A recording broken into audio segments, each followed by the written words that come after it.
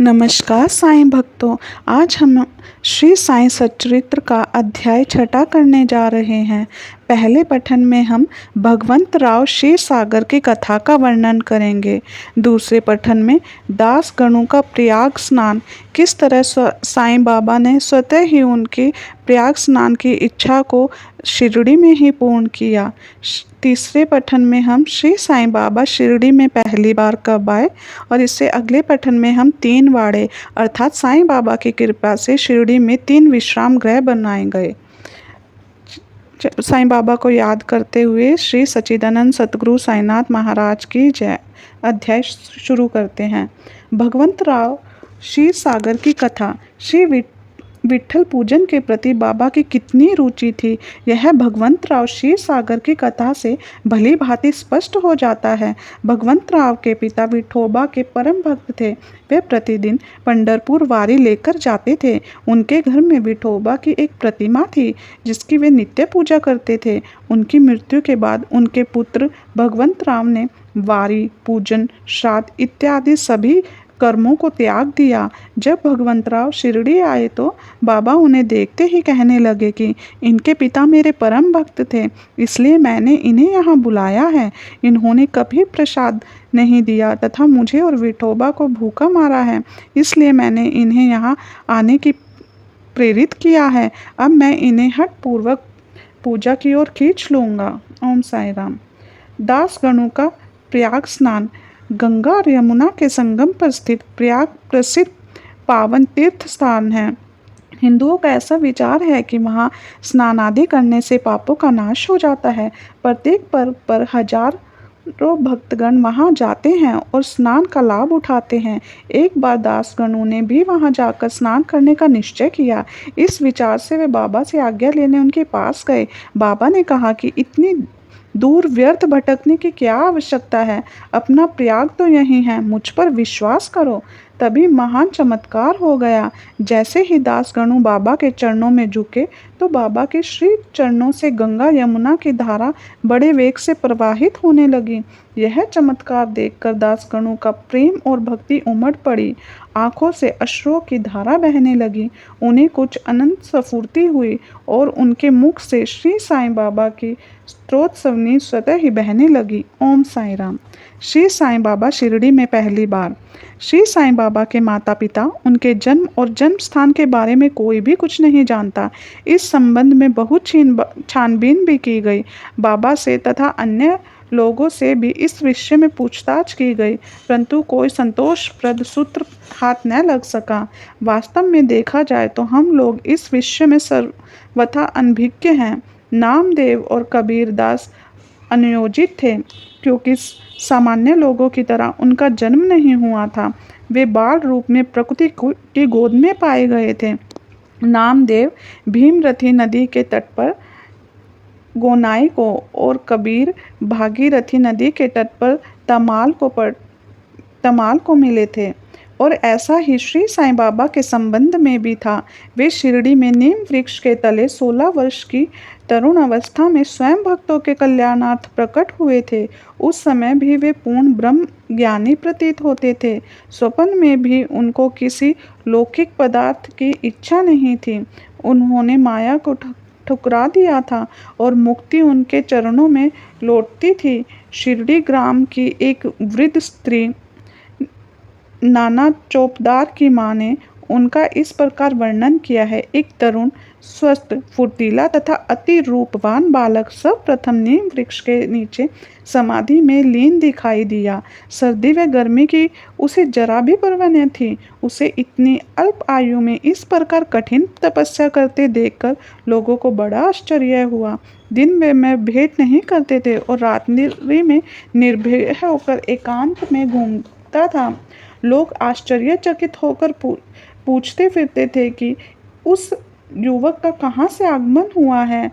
उसकी बनावट और आकृति इतनी मनोरम थी कि एक बार देखने मात्र से वे युवक की ओर आकर्षित हो जाते थे। वह सदा नीम वृक्ष के नीचे बैठा रहता था और किसी के द्वार पर नहीं जाता था। यद्यपि वह देखने में युवक प्रतीत होता था, परंतु उसका आचरण महात्माओं जैसा था।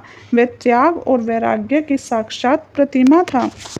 एक बार एक आश्चर्यजनक घटना घटी। एक भक्त को भगवान खंडोबा का आवेश हुआ। लोगों ने शंका निवारणार्थ उनसे प्रश्न किया कि हे देव, कृपया बताइए कि ये किस भाग्यशाली पिता की संतान है और इनका कहाँ से आगमन हुआ है। भगवान खंडोबा ने एक कुदाली मंगवाई और एक निर्दिष्ट स्थान पर खोदने का संकेत दिया। जब वह स्थान पूर्ण रूप से खोदा गया तो वहां एक पत्थर के नीचे ईंट पाई गई। पत्थर को हटाते ही एक द्वार दिखाई दिया जहां 4 दीपक जल रहे थे। द्वार का मार्ग एक गुफा में जाता था जहां गोमुखी आकार की इमारत, लकड़ी के तख्ते, मालाएं आदि दिखाई पड़ी। भगवान खंडोबा कहने लगे कि इस युवक ने इस स्थान पर 12 वर्ष तपस्या की है। तब लोग युवक से प्रश्न पूछने लगे, परंतु उनसे यह कहकर बात टाल दी कि यह मेरे श्री गुरुदेव की पवित्र भूमि है, इसलिए मेरा पूज्य स्थान है। तब लोगों ने उस दरवाजे को दोबारा बंद कर दिया।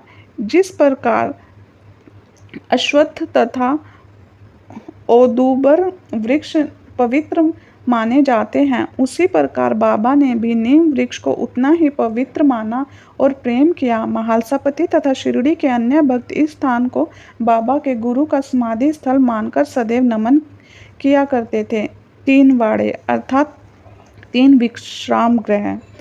नीम वृक्ष के आसपास की भूमि श्री हरि विनायक साठे ने खरीदकर उस पर एक विशाल भवन का निर्माण किया, जिसका नाम साठे वाड़े रखा गया। बाहर से आने वाले यात्रियों के लिए वह वाड़ा ही एक मात्र विश्राम स्थान था, जहां सदैव भीड़ लगी रहती थी। नीम वृक्ष के नीचे चारों ओर चबूतरा बनाया गया। सीढ़ियों के नीचे दक्षिण की ओर एक छोटा सा मंदिर है, जहां भक्त लोग चबूतरे के ऊपर उत्तर की ओर मुंह करके बैठते हैं। ऐसा माना जाता है कि जो भक्त गुरुवार तथा शुक्रवार की संध्या को धूप, अगरबत्ती आदि सुगंधित पदार्थ लगाएंगे, वे ईश कृपा से सदैव सुखी होंगे।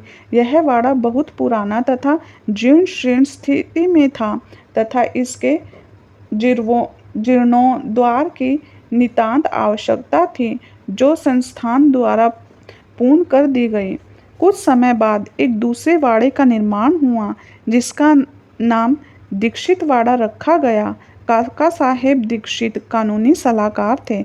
जब इंग्लैंड में थे तब वहां उन्हें किसी दुर्घटना के कारण पैर में चोट आ गई थी। उन्होंने अनेक उपचार किए, परंतु पैर ठीक नहीं हुआ। नाना साहेब चांदोरकर ने उन्हें बाबा की कृपा प्राप्त करने का परामर्श दिया। इसलिए उन्होंने 1909 में बाबा के दर्शन किए। उन्होंने बाबा से पैर के बदले अपने मन की पंगुता दूर करने की प्रार्थना की। बाबा के दर्शन से उन्हें इतना सुख प्राप्त हुआ कि उन्होंने स्थायी रूप से शिरडी में रहना स्वीकार कर लिया। इस कारण उन्होंने अपने भक्तों के लिए एक वाड़े का निर्माण करवाया। इस भवन का शिलान्यास दिनांक 9 दिसंबर 1910 को किया गया। उसी दिन अन्य 2 विशेष घटनाएं घटित हुई। एक, श्री दादा साहेब खापड़े को घर वापस लौटने की अनुमति प्राप्त हो गई। दूसरी, चावड़ी में रात्रि को आरती का शुभारंभ हुआ। कुछ समय में वाड़ा संपूर्ण रूप से बन गया और रामनवमी, जो कि 1911 में मनाई गई थी, को शुभ अवसर पर उसका यथाविधि उद्घाटन कर दिया गया। इसके बाद एक और वाड़ा, मानो एक शाही भवन, नागपुर के प्रसिद्ध श्रीमंत बूटी ने बनवाया। इस भवन के निर्माण में बहुत धनराशि लगाई गई। उनकी समस्त संपदा सार्थक हो गई, क्योंकि बाबा का शरीर अब वहीं विश्रांति पा रहा है और फिलहाल वह समाधि मंदिर के नाम से प्रसिद्ध है। इस मंदिर के स्थान पर पहले एक बगीचा था, जिसमें बाबा स्वयं पौधों को सींचते और उनकी देखभाल करते थे।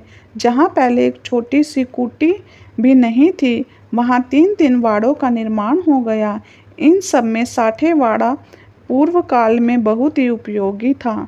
आज का अध्याय समाप्त हुआ। सतगुरु साईनाथ महाराज इस अध्याय को जो भी पढ़ रहा है या जो भी सुन रहा है, उसकी मनोकामना पूर्ण करना प्रभु तन से, मन से, वचन से, कर्म से अगर मुझसे कोई गलती हुई तो भगवान अपने भक्तों का कल्याण कीजिए। भगवान हम आपकी शरण में हैं, हमारा उद्धार कीजिए। यही श्री साईं सच्चरित्र का पूर्ण रूप है कि जो भी इसे पढ़ेगा उसका उद्धार श्री साईं बाबा स्वतः ही करेंगे।